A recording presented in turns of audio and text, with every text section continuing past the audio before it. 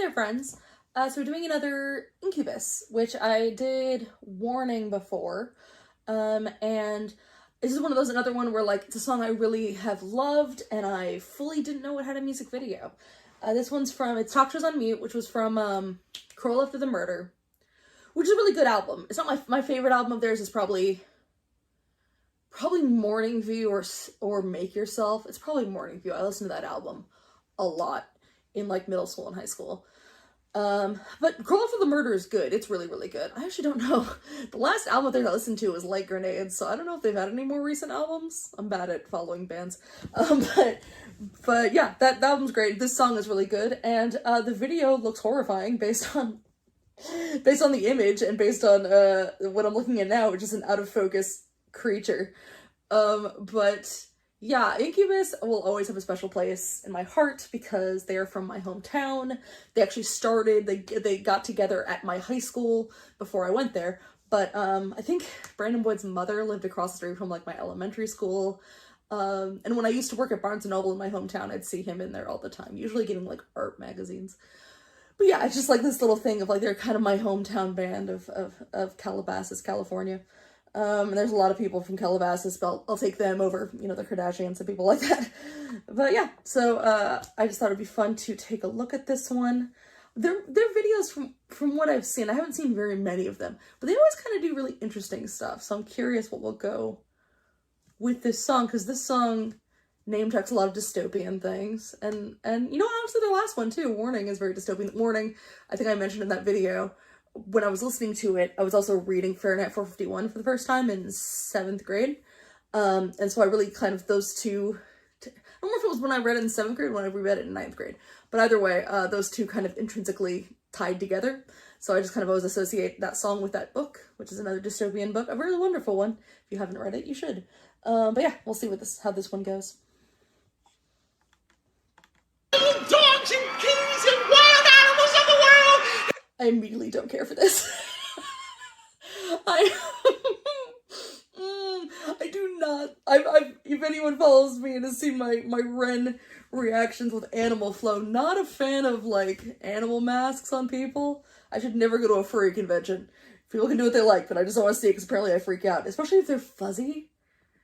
I don't like it. I had a nightmare when I was a little kid where a bunch of people had animal heads and they were talking, and it freaked me out. And yet I love fae, like the Weimaraners, who have human bodies. I'm complicated. Anyway.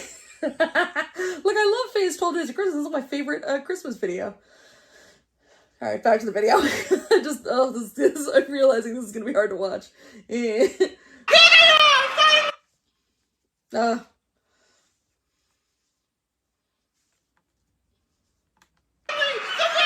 Sorry for the pause.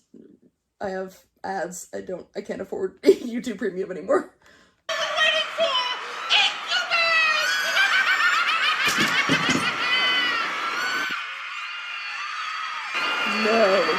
No to any of this.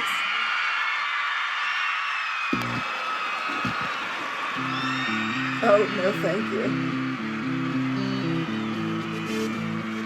Sounds pretty though.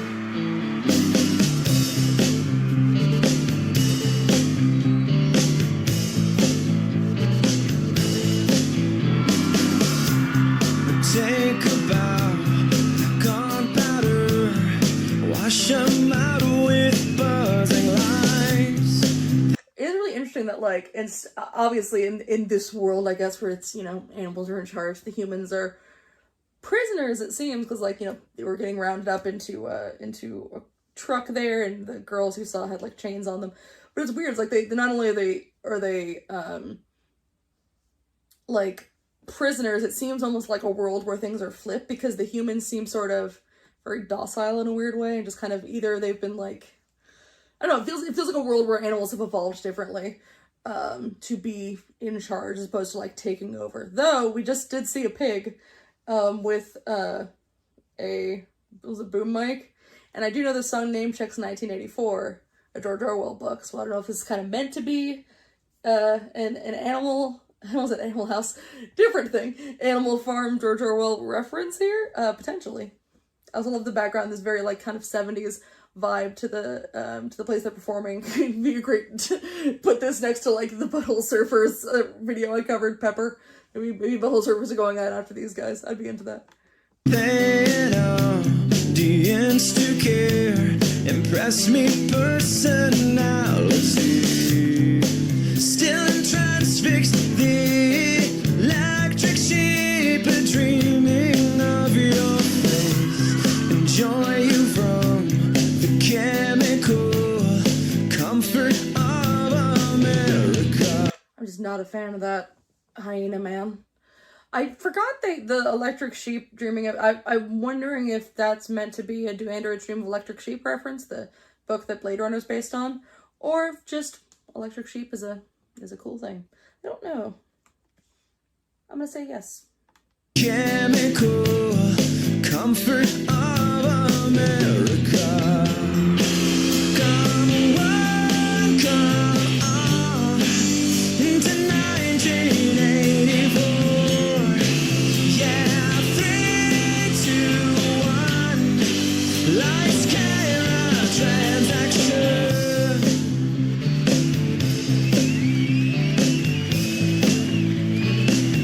I will say with that being the chorus, it is interesting that like, because I feel like a lot of the message of the song is it's about, at least especially the chorus, you know, come one, come all, it's 1984. The idea that in this kind of world you're always being watched, which this is very prophetic because back when this came out and was not even close to how it is now. And the idea of lights, camera, transaction is like, yeah, not only you're always being watched, we're seeing these people being exploited on television. But if, you know, you want to be famous, it's you have to exploit. It's like, not only are you exploited by others, but you have to exploit yourself in order to get what you want, which is just a bit upsetting. I also will say that 1984 is an obvious reference because it's actually said, but there's another thing this is making me think of, and this could be really just the fact that they're on TV and I have dystopian things in my head, but it's making me think of, there's a short story that I read in 11th grade in English class, and it actually is the first thing I ever read from my favorite author, Kurt Vonnegut. And it's called Harrison Bergeron. I read it in an English book, but it's actually from a series of his short stories called Welcome to the Monkey House. And it is about, I'm sure a lot of people would use it nowadays to further whatever side of things they think is correct, but it's about a world where everyone has to be, I haven't read it since 11th grade, something like everything has to be kind of equal in a really disturbing way. So like people are watching these performers on television. I want to say it was like they were dancers, like a ballet troupe, and like you can tell the most beautiful dancers had these like grotesque, strange masks, so they didn't stand out against other people, and they had to, like, the most graceful ones had to wear weights on their legs to kind of weigh them down. It's this sort of disturbing uniformity that they wanted. And even like one of the main characters, the people who are watching, even if he tries to like think about what's going on too much, there'll be this horrible ringing in his ear because he's very intelligent and like couldn't think too long about something. It was kind of giving me vibes of that. Maybe it's just the TV part, but that's a really good short story. I'm sure people would use it negatively now, but I'm not going to get into that.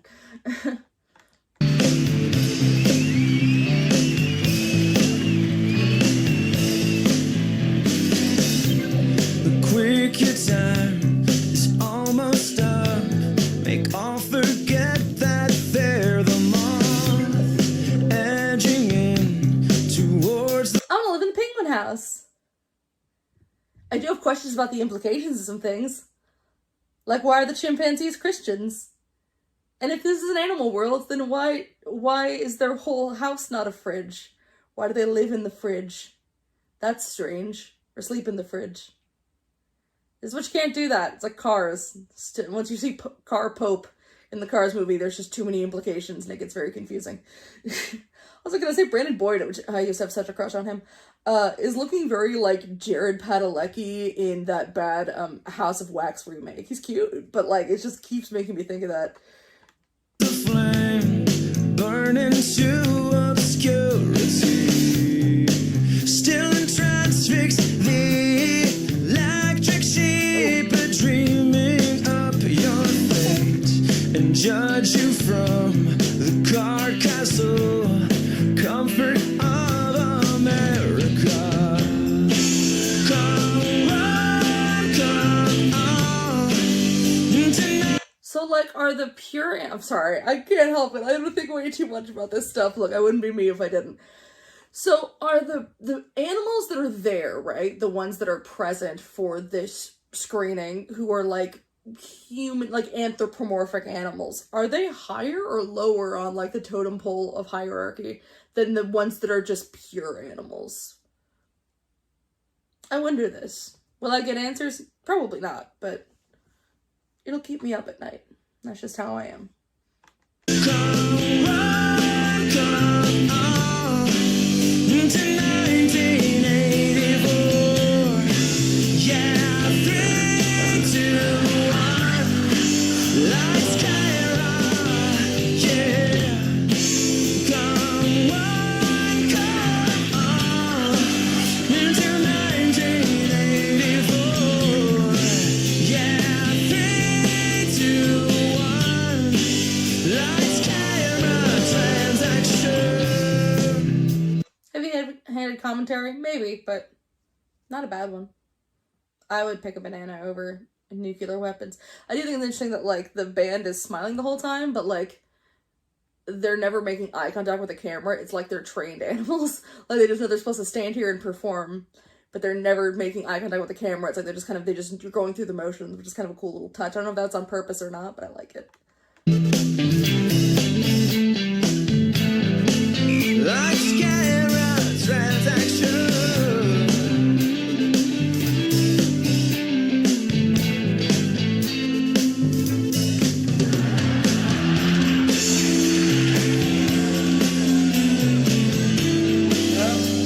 What was that? You can win minimum wage. Wank of America. Yeah, this is all very mid-thousands. We appreciate it. Hey, man, I used, like, all that Green Day, American Idiot, and NoFX's War on Errorism. Oh, God, I love that. I used to play the crap out of those albums. So I'm all for it. It's like, what, 15 cents? Yeah, that's about right.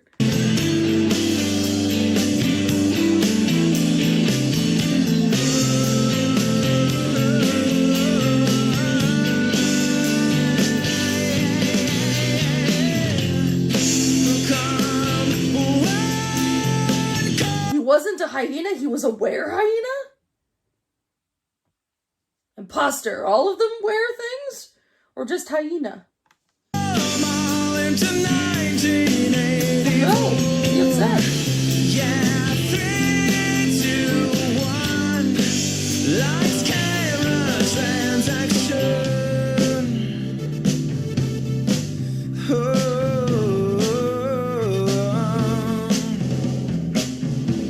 Your foundation is canyoning. Fault lines should be worn with pride. I hate to say, so much more. You're so much more. Endearing with the sound turned off. I always like that line.